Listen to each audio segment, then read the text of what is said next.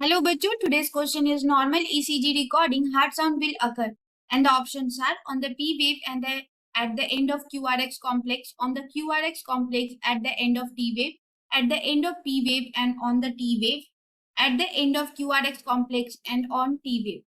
Okay तो हमें बताना है कि नॉर्मल ईसीजी रिकॉर्डिंग में हार्ट साउंड जो होता है वो कहाँ पे अकर होता है। अगर हम ईसीजी की बात करें नॉर्मल, तो वो कुछ इस तरह से होती है। This is the normal ECG. Okay, तो ये है हमारा P। Okay, this is the QRX wave and this is T wave.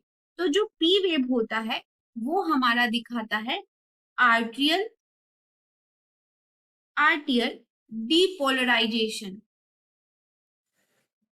आर्टियल depolarisation, जबकि QRX कॉम्प्लेक्स जो होता है वो दिखाता है हमारा वेंट्रिकुलर डीपोलराइजेशन।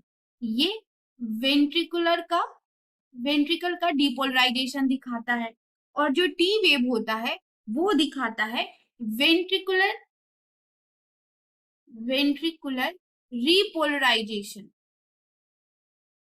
ये रीपोलराइजेशन दिखाता है वेंट्रिकल का।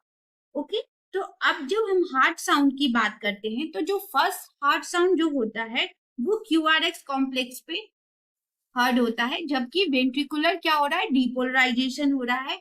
दैट इज ये हार्ट साउंड जो है वो फर्स्ट है, दैट इज लव। एंड जो सेकेंड हार्ट साउंड होती है वो होता है eight the end of T wave, that is dub.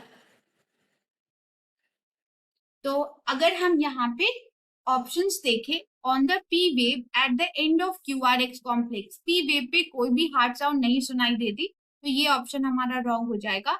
On the QRX complex at the end of T wave, तो QRX कॉम्प्लेक्स पे फर्स्ट हार्ट साउंड सुनाई देती है और at the end of T wave पे second heart sound. So this option is correct.